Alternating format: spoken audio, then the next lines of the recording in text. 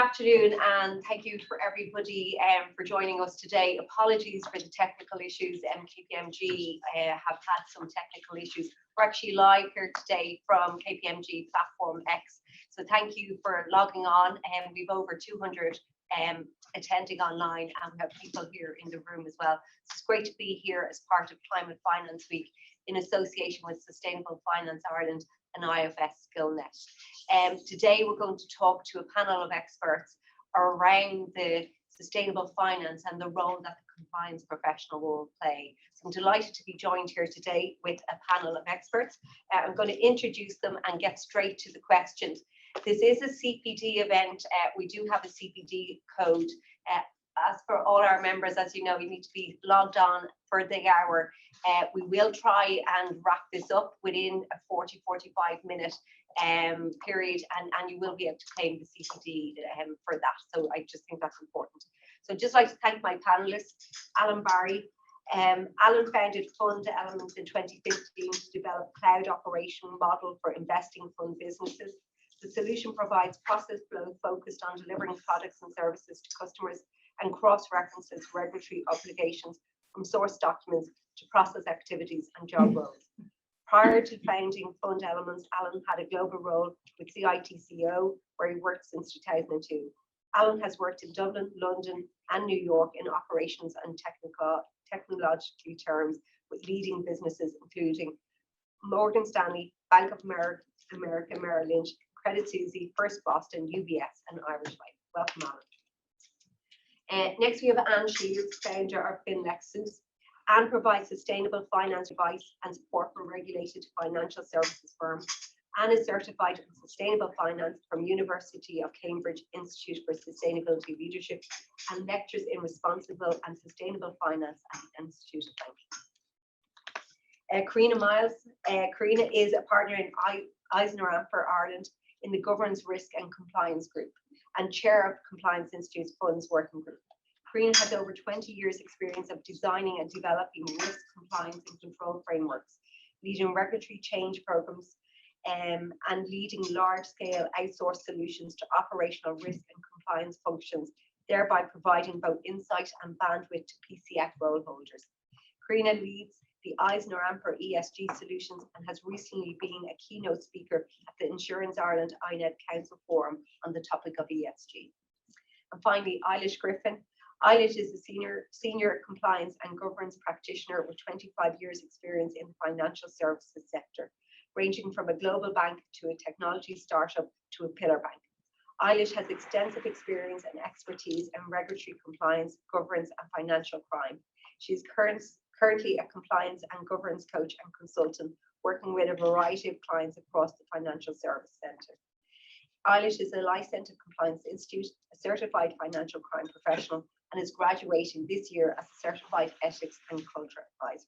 Welcome to you all, and thank you for joining us today. So we're going to start straight into the questions, and I'm going to start with you, Karina, first, if that's okay. So sustainable finance related initiatives are a relatively new function in firms and touch various other functions. How does a firm determine who the owner is? So I suppose that's kind of it's a difficult question. When you're looking at sustainable finance, it's something that you need to embed from top down.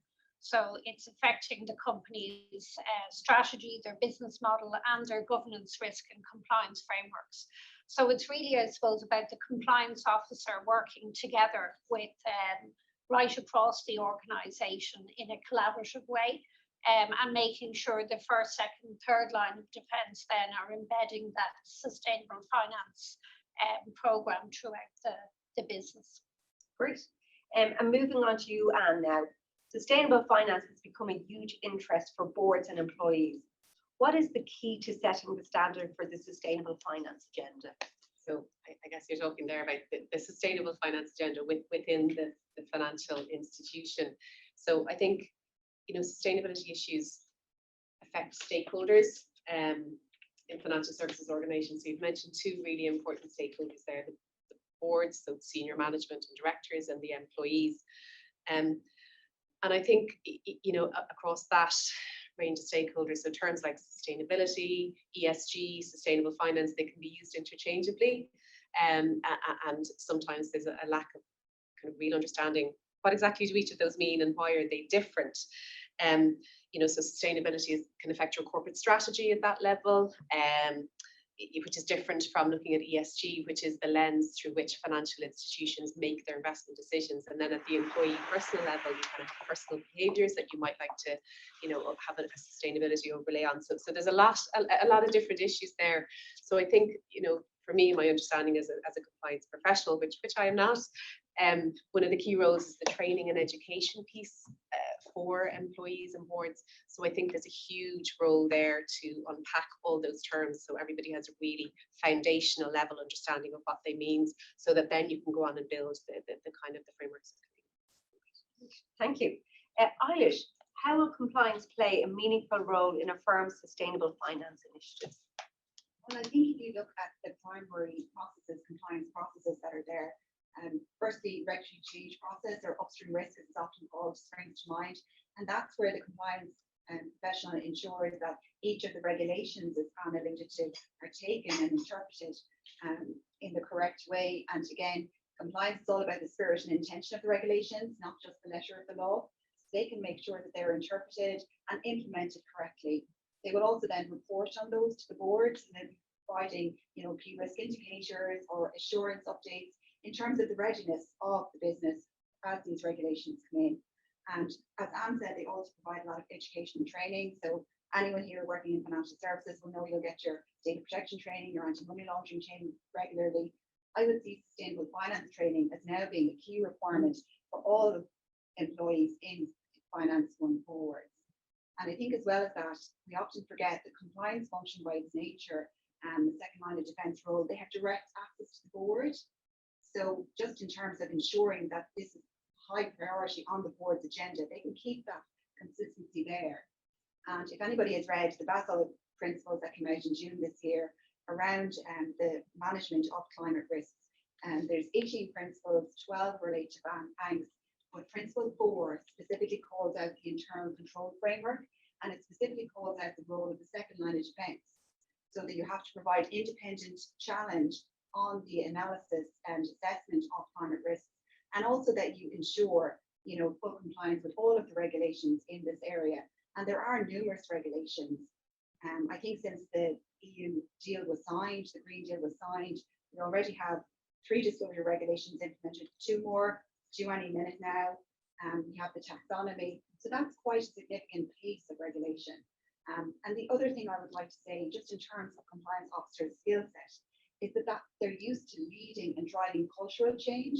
And I think as much as these are regulations, you do have to look at the bigger picture. If you look at each of the regulations individually and the technical requirements, you may miss the bigger picture, which is the cultural change. It's one of the things I've taken away from Climate Finance Week, is that sustainable finance is going to be the only finance going forward. So there is a transformation in financial services happening at the moment. And I do think the unique role of the compliance professional can play a key role in leading and driving that cultural change across the industry. Great, thanks, I really appreciate that. I'm going to move on back to you, Karina, and how can the compliance programme rise to meet the changing and evolving risks and strategies? Yeah, so I suppose even just listening to the other speakers, it is really trying to embed that right down through the organisation. So you're trying to look at your governance, risk and compliance framework and embed it top down, but right into the operational process and procedure within the firm. So I suppose when you're looking at those things like the Basel principles, calling out control points, it's really trying to look at the organisation from a compliance perspective. In the second line of defence, you're, I suppose, going to oversee and monitor how that has been implemented, the compliance back to the regulations, but you're really trying to make sure, I suppose, that the other elements of the business are embracing the change as well and embedding it right across those 3 layers of defence. Alan, to you, what expertise can the compliance function provide to help firms establish a robust, audible metrics and assisting with any disclosure issues? Yeah, I think the word I would pull out there is expertise. And the word I would include with that and would emphasize is agnostic. So The first thing is that compliance professionals already have a huge bank of knowledge to build up. They've done this before. And when they say they've done this before, the process of embedding complex regulations, there's a consistency to it, there's baselining, getting clarity about what the regulations are. There's a process of impact analysis where you're looking at being very clear about the regulatory obligations, and very importantly, identifying the document that you're going to rely on to demonstrate compliance. And then I think the bit gets quite interesting because you bring it into the operational area, and we do that through standard operating procedures. So that's the bit that's most interesting when we talk about agnostic. So when you build standard operating procedures, very important, you're building and you're evolving operating procedures, not compliance procedures. So when you do that, the way to really get that to work for reuse purposes is to make sure it's agnostic of the regulatory requirements. It has to cater for them, but it has to be agnostic of it. It's agnostic of resources, systems, and service providers. If you do that, if you take an approach which makes the standard operating procedures independent of those things, you will get a very high reuse and your ability to take on more regulatory requirements and adapt those into the operating frameworks. Great, thank you. Eilish, to you, how best can the compliance function manage interactions across sustainable finance? Well, I think their key processes, as we've alluded to already, would play a huge role in that, in terms of your regulatory change, your assurance or compliance monitoring, your reporting, your education and training, as we've alluded to. So I think as well, compliance officers will have a lot of skills, like Karina mentioned, in terms of building out a GRC or governance risk and compliance framework. So if you look at what compliance officers are probably doing at the moment in the business, it's approaching the end of year. So you'll be refreshing your overarching risk framework for next year.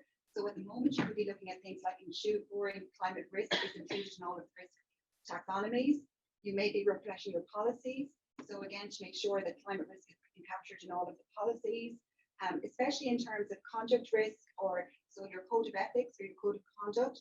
Generally, these are owned by the compliance professional, the compliance function. So it's to make sure that the values included in there reflect the need for sustainability, and that the expected behaviours as well also reflect the need for sustainability going forward. So I think when you look at it as well, they have skills in terms of designing and building frameworks, skills in terms of actually designing and writing the policies. So they will be able to see and ensure that across the risk framework, that it's embedded from the top to the bottom, as Karina said. Great. Karina, I'm going to go back to you now. How will leadership teams give compliance a voice and use compliance professionals' expertise and experience to inform firm decisions? Yeah, well, I think we probably touched on the board earlier, but I suppose compliance are in a lucky position in a way that they have that connectivity to the board. And I suppose with any large cultural change that you're trying to embed within a firm, it's trying to get that sponsorship at the top of the house, and really then helping to drive that corporate governance around sustainability throughout the organisation. So I suppose what the compliance officer is trying to do is create that network across the company where they're building relationships at the board level to get that buy-in and support. And then, as Alan was saying, it's really trying to work then across the business to bring that right down then into implementation in process procedures at an operational level. So I suppose it's like the compliance officer's skill and how they go about that is really, I suppose, that networking, that collaborative way that they need to work at both the board level and then at the first line of defence, and bringing different people together across the organisation. Great. Anne, how will culture and ethics be embedded in sustainable finance compliance frameworks? I just, with your introduction to Eilish and her sitting to my right, I'm not sure I'm the person to talk about embedding culture and ethics actually in a compliance framework. But just as you were all talking earlier and thinking about compliance and just the comment that was made about part of the compliance function is to ensure that the spirit as well as the letter of the legislation is embedded. I think one point that struck me, which I think is sort of a feature that's probably a little bit unique to the sustainable finance landscape is when we think about the greenwashing element. So greenwashing obviously being a phrase that's entered all our vocabulary when we think about this.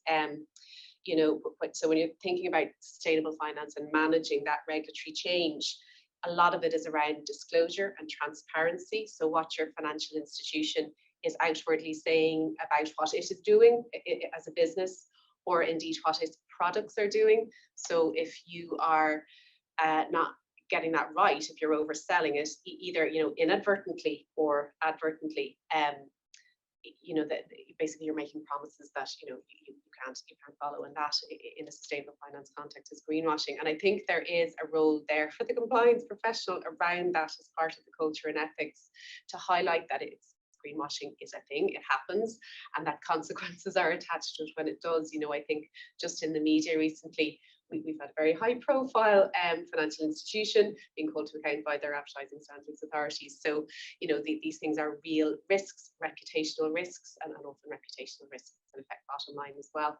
So I think kind of the greenwashing and what I'm sort of interested in is the culture and ethics point around that, and how can the combined function help support that to help mitigate and manage those risks around something specific like greenwashing. And there was an interesting point earlier in the week around social washing. Yeah.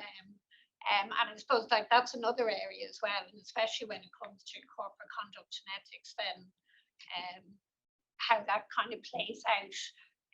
And then you're trying to tie all that back then to regulation, whether it's, you know, employment law or whether it's environmental regulations. And so there's a raft, as you said, of regulation coming down the tracks for compliance officers to get their head around. And then all of those other aspects to try and think about as well. I would add that I like the point about social washing, because we've seen far too many sorry, not sorry instances in relation to enforcement. We all work in financial services, have done for years. We know what happens on the inside, and we know there are issues that need to be addressed. And when senior executives come out and say sorry, and you don't see change in terms of behavior on the inside, that's, I think, when the compliance officer really has an important role to play. I see you nodding there as Yeah, well. yeah, I absolutely agree. I think like the compliance officer has such a key role, like I said, in your code of ethics, code of conduct, setting the values, but living them and calling people to account when they don't, act the expected behaviours. You know, I often quote the example of if you were attending the launch of a green product in a green fund, and everything about that product and fund is fully in compliance with the regulations, spirit and intention, everything. But if your board of directors all fly in independently on their private jets to the launch, what does that tell you about the culture of the firm? Or if you walk into firms with a single-use plastic everywhere, but all of their values and ethics state that they're all about sustainable finance. So it goes beyond compliance with regulations. And that's where I think the compliance professionals, because not only do they have access upwards to boards, but they work with every single, the first line events, every single business area across the firm. So that's where I think they can really play a leading role. Yeah, couldn't agree more. Alan, coming to you again on the same kind of topic, promoting a culture of compliance, are individual accountability regimes and control functions aligned with supporting the sustainable finance strategy in financial services? No. Okay. I think it's important. It's interesting the development of sort of defined regulatory roles and the move into organizational design. I'm sure it was considered, and I can see the benefit of doing it because it helps with standardization, but it also promotes, unfortunately to a degree, a tick the box culture, where because you have that role, you're seen as being compliant. I'm much more interested in what the activities in the role and what's being performed, and the role has to be flexible because as new regulations come along. Now, there's a very good piece which I think sums it up from guidelines, CP86, and it says every regulated entity should precisely identify the management function under which every regulatory obligation falls. Now, to me, that's a much better statement, and I do think that there is a little bit of a conflict between if you like, straitjacketing PCF roles and individual accountability. Because at the end of the day, in the funds industry, there are two key factors that you need to look at: investor protection and continuity, making sure the business sustains and continues to operate. And everything else, if you just have a narrow job description for a PCF role, I think that's a straitjacket. I think that's challenging. So there has to be flexibility, and those roles have to evolve, and in some ways nearly need to be given back to the industry at a much more detailed level, and focusing on what they're doing to define those roles rather than the roles themselves. Yeah, like we were talking earlier, even I suppose about how those kind of things sometimes can actually create silos or create less accountability across the firms if you have this person sole responsible owner. Whereas I think this is something that kind of spans the whole organization, and it's really important, I suppose, that it is embedded right across the company. I'd agree with Alan on that. There are risks. I think in the same vein, it's important to note that a lot of firms have taken the strategy of appointing a head of ESG or a chief sustainability officer, but just to remember that they are first line of defense roles. So the compliance officer and second line of defense still plays their role in terms of providing assurance and everything over them. So it's not like you can just say, oh, they're taking care of everything over there. Yeah. And you know, the compliance officer still has to make sure that all of the climate related risks are captured across all the risk taxonomies and reported upwards. So again, coming back to that really central and key role we have.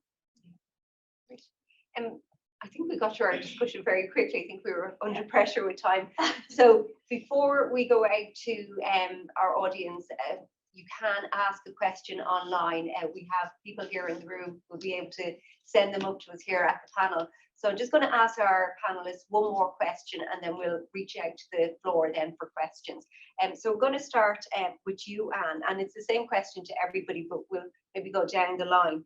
What do you think compliance professionals need to do next in this agenda?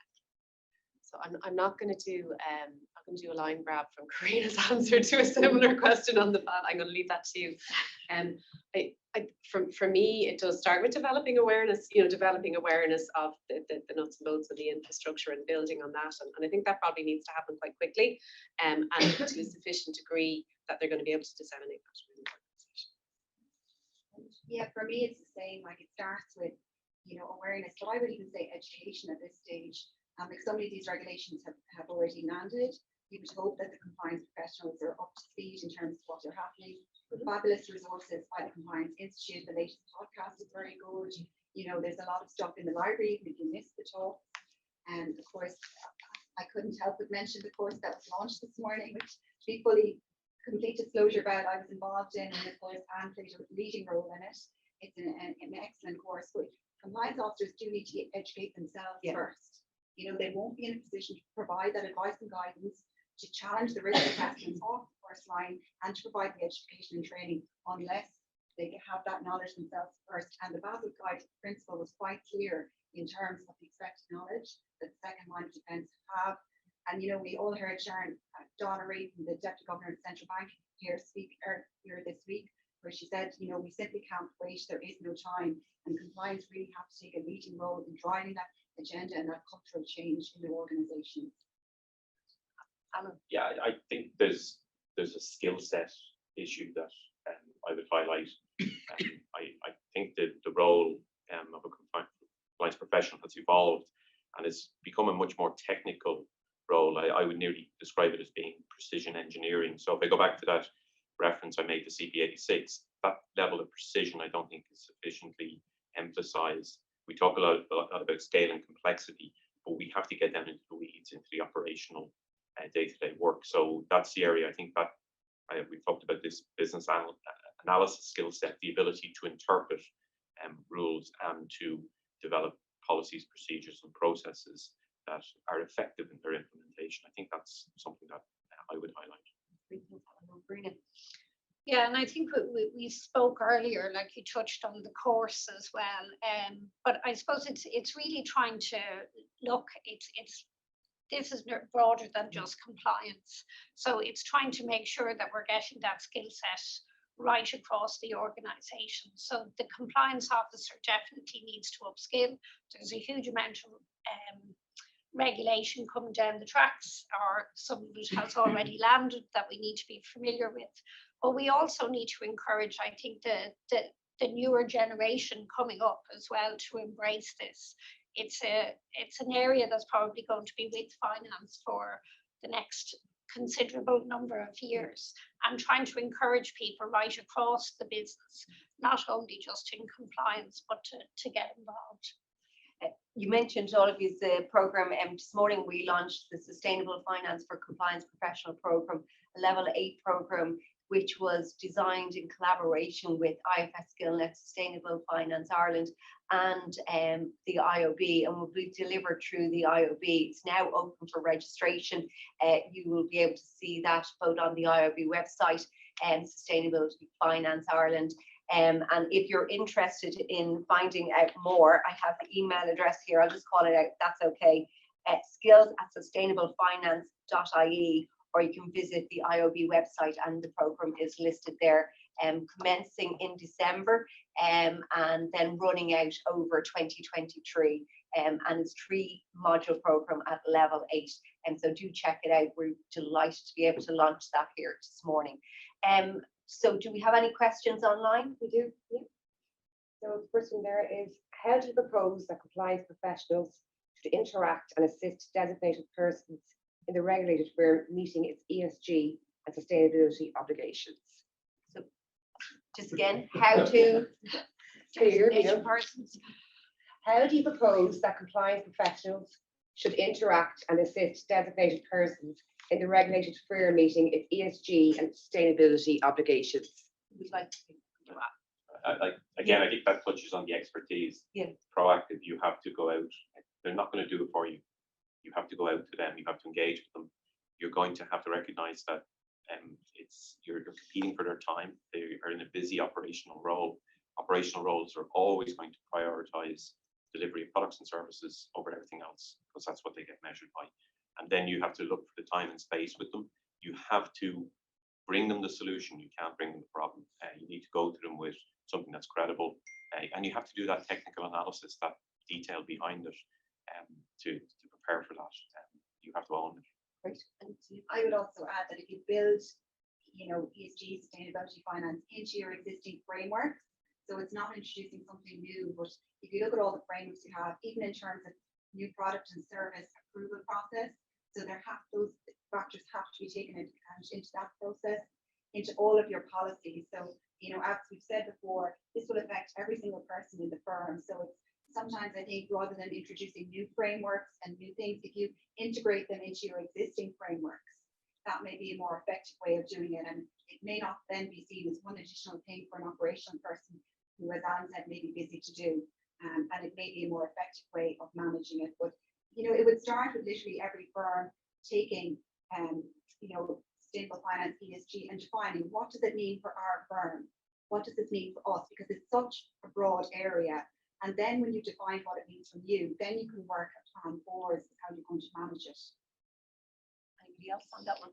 Yeah, I suppose you can see across the regulations as well, there's themes starting to come through now. So if you look back to the whole greenwashing conversation, product governance is key. And I suppose there's changes, imminent now in November around product governance. And then right down back to the sales team selling the product, the suitability and appropriateness piece is also being looked at. And you can see those themes coming through, whether the industry is banking or MiFID or insurance. There's actually a kind of a consistency that you can start seeing coming through now. I would also add, everything of this nature is, first of all, about resources. So don't be a compliance professional hero. If you need help, look for resources. I think we see there's 19 other compliance teams, and this is new. You need to justify the resources. You need to look for those resources and make the case. So if it's too much work, don't be afraid to say, we don't have capacity for this. So resources are important. Any other questions? How does a compliance officer insist on sustainable practices when that might conflict with manager or investor interests? What tools or power do they wield, and how to ensure they have independence and autonomy with an organisation to minimise, overcome potential conflict of interest, for instance, with their employer? Tough one. Again, who'd like to take that one? I think a key role part of any compliance function is to have that independence. The compliance function and therefore the financial services provider just will not operate effectively without it. It's a regulatory requirement. You know, obviously in all firms you will have a speak up process or a whistleblowing process. There's even new whistleblowing legislation due to land shortly, so that will support that. Whereby the compliance officer should be raising if they're not you know, getting the independence and the support from the board, more to the point, to have that independence of function. But a lot of it is down to your skills in terms of your leadership skills, with your personnel skills. Often we focus on the technical skills for a compliance officer, but of course equally important that they know how to impact, how to influence. There's a whole module actually on the course in terms of how to be an effective change agent for sustainable finance. You know, so that's really important as well.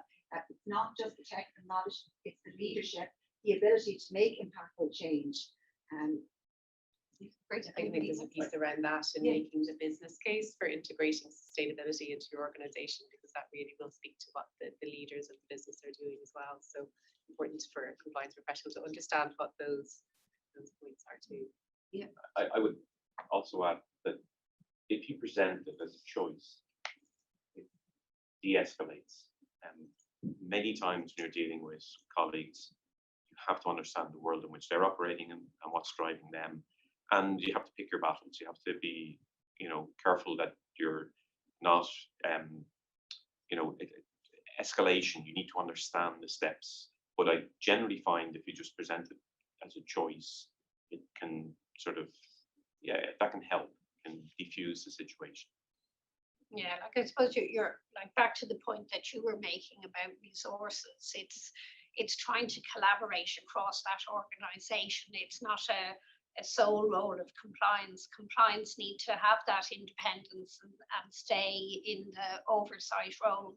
But I suppose to try and embed it in the company in the first place, it's using those skills that are actually brought in to network across the organization, get that broader resource around you, and it's a project, I suppose, that spans a number of different areas. I just come back on that. I think the other thing is to understand the role of governance. And for me, the most important thing to know about that role is they're there to help. And really what they're interested in is allocation of resources. Where are the risks? Where are the areas we need to put people to ensure that we remain, and the choices that they face. So that's important. Escalation, understanding how to escalate the right way. A lot of the time, the issue is resources. I think as well with the individual accountability framework coming in, you know, we're probably working on their management responsibility maps at the moment. The letter in relation to climate change that the central bank sent to all firms, all financial services firms, clearly called out governance, risk management, clearly called out their expectations of the board. Similarly, Basel principles, again, clearly called out the expectations of the board. So you would expect those are being captured in the management responsibility maps at the moment. So therefore, as part of the PCF or approval of these positions, the board are going to be asked about climate risk. They're going to be asked about what they are doing. So it's not just coming from the compliance function, it'll be coming downwards from the regulatory bodies as well. Great. Will there be a solid regulatory framework for the E part of ESG? Are we talking about? It didn't Sort of, expand, yeah. unfortunately. I mean, obviously, what there is at the moment in terms of regulation around classifying economic activities as environmentally sustainable, you have the EU taxonomy, so we do have that. That can be used in a number of ways. So I'd be interested to hear what the question, if they have something in mind about how that is to be implemented. But certainly in terms of classifying economic activities as environmentally sustainable, you have the EU taxonomy. I wonder if they meant internationally, because obviously with European legislation, conscious we have some US banks as well based here in Ireland. So I'm wondering if they meant that way. But I suppose my answer from a compliance professional's perspective would be that all of these are vehicles to deliver really on the UN principles. You know, so if you have any, if you're looking for clarity, just go back to the principles, because that's what everyone is trying to achieve. You might be using slightly different methods through European legislation versus US legislation, but hopefully that will give you some guidance. Again, going back to the compliance officer's role, spirit and intention. But in terms of one worldwide regulatory framework, I don't know if they're even. But there is being work done in the international platform on sustainable finance but I mean that is a huge piece of work, doing a gap analysis between what different countries might be looking at as a taxonomy. But certainly people are, that is being absolutely. Anybody else on that one? No, global is a problem, and to give you a sense, you have to take practical decisions about. We dealt with it I dealt with it in a previous role where we had a responsibility to train 5,500 people in 45 locations on AML. Now, there's these 45 pieces of legislation, and multiply that by 3 or 4 with amendments, etc. The practical approach we took was identify the jurisdiction that has the highest standard, train to that standard, and then you should comply globally with the rest. You're not going to have the resources to go into 45 locations at this point. That's for another day. So I think it's similar if people bring themselves back to GDPR. That's the same approach that would have been taken there as well. And the good news there is Europe is leading standard setting, so you can be sure that it's putting technical work in to create those standards. No, that's it. Any questions from the floor? Okay, well, before we finish up, I'm just going to ask each one of our panelists, have they any final thoughts on this topic, both from a sustainable finance and from a compliance professional, and the role that they're going to play within this agenda? And again, I'll actually start with Karina this time. Yeah, well, I suppose we've all touched on it. It's an area for everybody to upskill on. And I suppose it's both those technical skills that you need to understand, but also the soft skills. So that collaboration, networking and engagement across the firm is equally as important as the technical skills that you're going to need. Yeah, I just highlight something I heard last night. I attended an event where the German ambassador spoke, and he talked about 70 gigawatts of wind generating potential off the west coast of Ireland. Every year we consume about 28 gigawatts. Remember the business we're in, it's about providing the capital for those sort of projects. And I think we would all see huge advantages to having that level of independence and our own sustainability. So there is a reason we're in this industry, which at times can be difficult to look at, but it's about providing finance to make things happen. I just think it's a hugely exciting time to be in compliance. I really believe you have a leading role to play in sustainable finance. With the launch of the course this morning, I think it's first in the world, am I correct? Correct. So huge opportunities for compliance professionals. But it does all start with, educating yourself and training. Definitely, I think the podcast, the latest podcast from the Compliance Institute, even if you listen to that on your way home out of this session today, that's a start. And there's so many other resources out there. And talk to your peers, find out what other compliance professionals are doing. And use that networking. There is a lot of resources out there. So you won't regret listening to any of those or reading any of the articles, either on the Compliance Institute website, if you've access to IOB Learn, some very interesting interviews there, or any of the events that have taken place this week, if you can watch back. It's a hugely exciting time, really, to be in compliance, to be working in this area. And Anne, final words with you. So I really like being an optimist when it comes to sustainable finance, and I think the point I wanted to make was sort of aligned, Alan, with with what you were saying, with finance being a really enabling sector to deliver on actually the things that we need to get done. And while the regulations and all the guidance and the endless reports and white papers and position papers and everything can seem really daunting, so many of them are really cleverly designed actually to unlock people to kind of go, well, I can't do this product the way I want to right now. So the most encouraging conversations I have at the moment are people who are going, I can't do it right now, but for my next product, I'm going to build in those factors, and that's really what we want to see. So definitely an element of optimism, and I think we forget that regulation drives innovation. Regulation often gets a bad name, but it drives innovation. So it's definitely a hugely exciting time, really. Okay, so I just want to say thanks to everybody here in the room, and especially to everybody online for sticking with us. Do apologise again for the technical issues that KPMG had. I just want to go back to what Isla said. We did relaunch our podcast series last week, and we issued a podcast yesterday on sustainable finance and ESG with Laura Wadding from Deloitte. So it is on the website. Do check it out. This is being recorded and will be available for our members to watch back on. The CPD code is 2022 2379. That's 2022 2379. And as you know, we will email that to you, and we'll also put it up on our website. Again, thank you to Climate Finance Week, to Sustainable Finance Ireland, to IFS Skillnet for supporting us on this event. And again, we did just launch a professional diploma in sustainable finance for compliance professionals. Do check out the website, IOB, and if you have any questions, info@compliance.ie. We'd love to hear from you. And again, just sincere apologies for the delay today. Thank you very much.